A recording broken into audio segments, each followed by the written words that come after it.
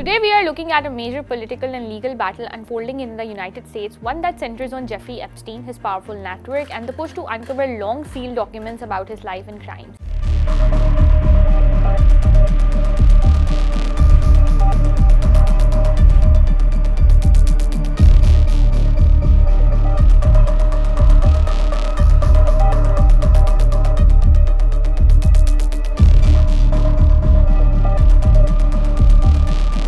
Understand what's happening now, we need to start with the dramatic shift taking place in the Congress and within the Republican Party.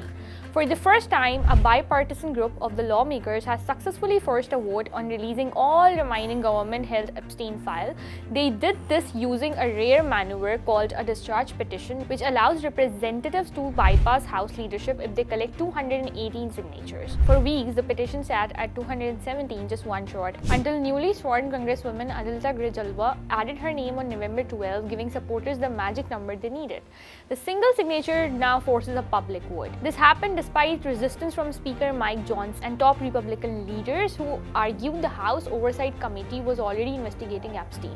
The committee has released some documents including emails mentioning Epstein's conversations with associates, but critics say that those selective releases are not enough and the public deserves the full picture. And at the center of this tug of war is President Donald Trump, who has just made a major U-turn. Now the question is, why does Trump matter to this story? Trump had a years-long friendship with Epstein, though he denies ever participating in or knowing about Epstein's crime. For months, he publicly urged Republicans to avoid the topic altogether, calling the push to release documents a Democrats' mare. His allies in Congress attempted to slow the bill, while others like Lauren Boebert and Nancy Mace openly defied him. But now Trump has suddenly reversed course. Late on Sunday, he urged House Republicans to vote in favor of releasing the Epstein files. He also claimed the issue had been weaponized by Democrats to hurt him politically and said it was time to move on. Trump's reversal follows comments by Speaker Mike Johnson, who said a full release would help put to rest allegations that Trump had any connection to Epstein abuse.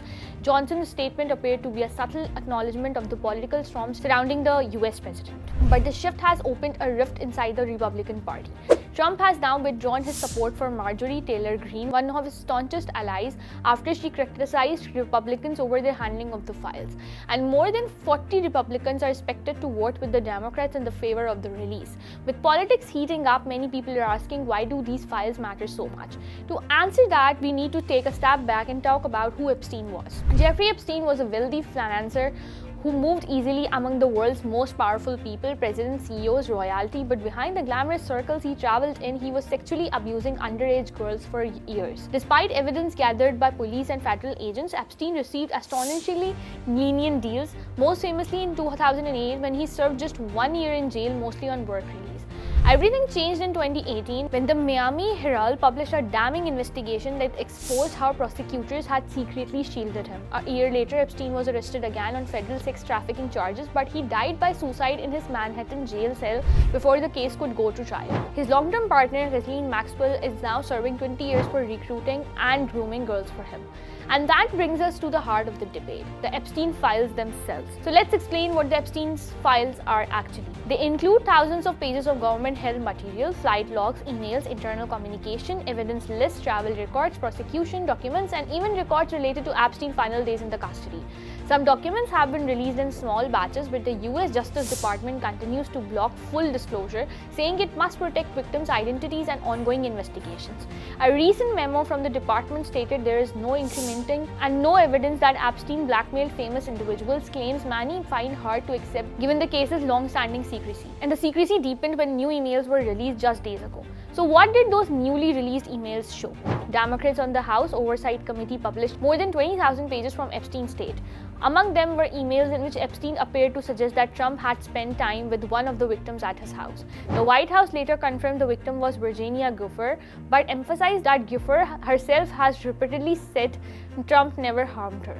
Another set of emails revealed that journalist Michael Wolff communicated with Epstein how a CNN question might trap Trump politically. One message even urged Epstein to let him hang himself. Republicans responded with their own 20,000-page document dump accusing Democrats of cherry-picking information. Their release included emails where Epstein described Trump as borderline insane during his presidency. Until now, Trump has dismissed all of this as a hoax, but his sudden call for full disclosure marks a dramatic shift from that position and raises questions about what he wants the public to see. Now, let's talk about the new bill, the Epstein File Transparency Act. It requires the US Attorney General to release every unclassified Epstein-related document within 30 days of the bill becoming law. That includes all flight logs and travel records, emails and communication between Epstein, Maxwell and Associates, internal Justice Department discussions, investigative files, records from the federal prosecutors, and the FBI material related to Epstein's death. Some content can be redacted, like victim names or information that could jeopardize active investigations or national security, but the bill explicitly states that the embarrassment, reputational harm, or political sensitivity cannot be used as excuses to hide anything. And that's why the political stakes are so high. So what happens next? The House vote is expected the week of November 17, and with Trump's sudden support, the bill is now even more likely to pass. After that, it moves to the Senate, where it needs 60 votes for at least 13 Republicans would need to join Democrats. If it passes, the bill goes to the Trump, and Trump would still veto it. Overriding a presidential veto requires a 2/3 majority and extremely high bar. And even if the bill becomes law, experts warn the Justice Department could still slow things down using exemptions or legal challenges or dragging the process out for years. So this fight isn't just about documents, it's about transparency, accountability, and whether the system treats powerful people differently. And that's why this moment matters. For some, the Epstein file represents long-delayed justice for victims. For others, they are a test for whether the US political system is willing to expose wrongdoing, even when it involves the powerful.